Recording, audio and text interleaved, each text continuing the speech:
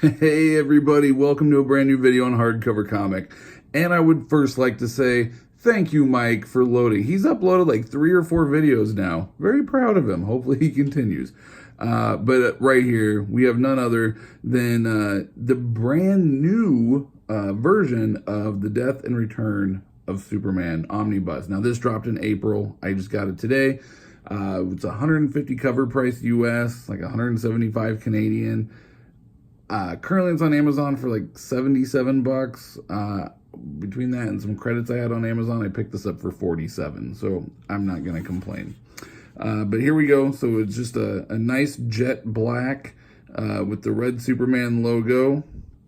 And then obviously the cape on the stick, the memorial, the iconic memorial there. Then we have the spine here. Don't mind the mess on my desk. And then we have the back. So this one is the brand new version. It's about 400 more, about 350 to 400 more pages than the last release was. And a lot of people are like, oh, what's so different? What's more in this? And there's a lot more. I'm not really going to dive into all. You guys kind of look through the video, but there's a lot more single issues and things in this one, and annuals and things that were not in the second edition release compared to the first. So a little bit more there, but it's in about an extra 350 to 400 pages. This comes in at a little over about 1,400 pages, like 1,406 or 8 pages, something like that is what it comes in at. So yeah, pretty insane. Oh, sorry, 195 Canadian. Woo! 150 US, but obviously none of us pay cover price. At least not until it goes out of print. But once we get the dust jacket off, we have this beautiful wraparound cover of Doomsday battling our boy Superman.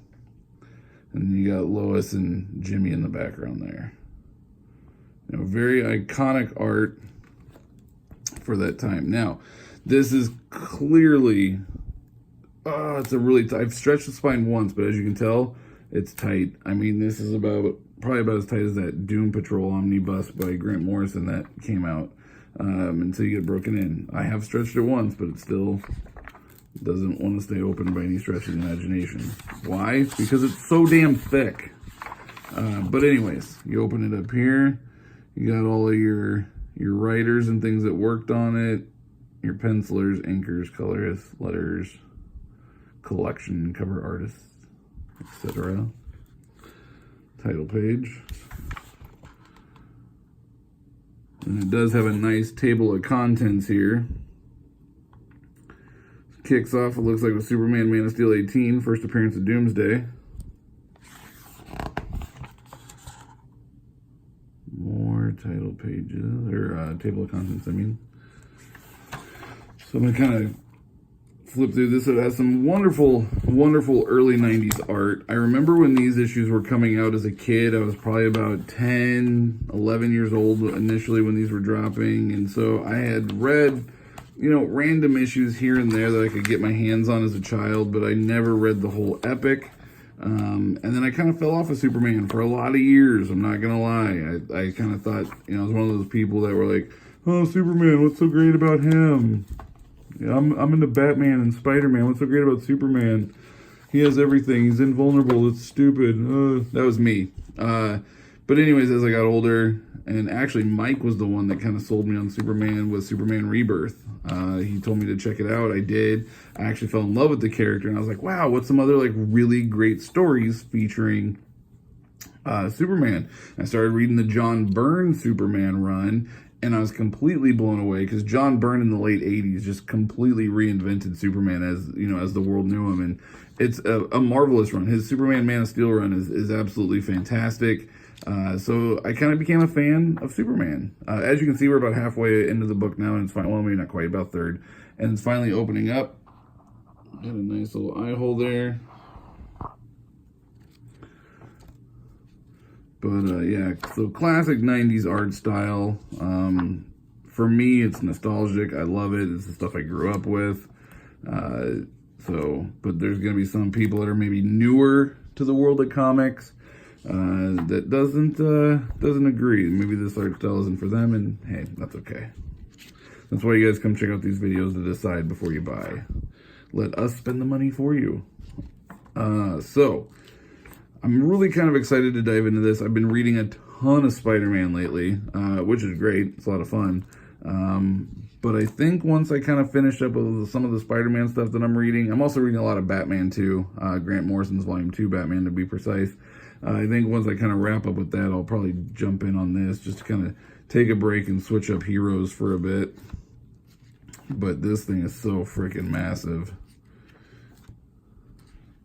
But like I said, for $47, whoo, I'm not gonna complain. Amazon did ship it in a box with a little bit of padding, so there's a small little ding on the corner. But I'm like, look, it's $47 for $150 cover price Omni. That's all good. Okay, so then when we get the epilogue there. It's getting hard to film with one hand and open this with the other because it doesn't want to stay open. So then back in the back, we do have some covers here. You got Superboy. You got your Superman. You got all your superheroes back there, the DCs. Another classic Doomsday Superman battle scene.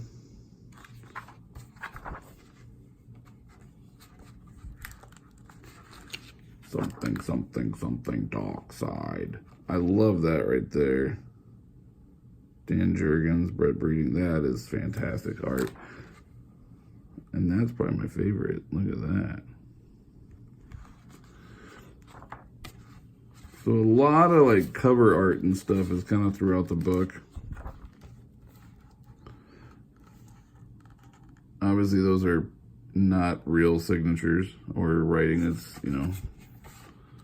Don't get excited. I did not have Dan Jurgens sign my book or anything. And then you got like the newspaper articles. I mean, I'm telling you, when I was a kid and this first dropped and Superman died, that was huge. Superheroes didn't die back then, especially superheroes like Superman. Like, that was such an iconic thing. For those of you guys that were around and remember that, it was so iconic. It was so huge.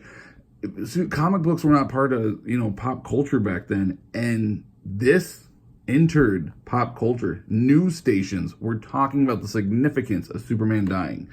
It was just insane. It was unheard of at that point in time, and there was a bets about how long it'd be before he came back, and who's going to be Superman, and how could DC get rid of their flagship hero, and you know, yeah. So, but there you have it, folks. The death and return of Superman Omnibus, the brand new edition. If you guys like it, please give us a thumbs up. Leave us a comment in the below.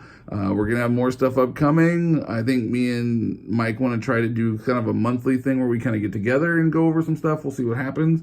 But yeah, so thank you guys for watching, and the power is yours.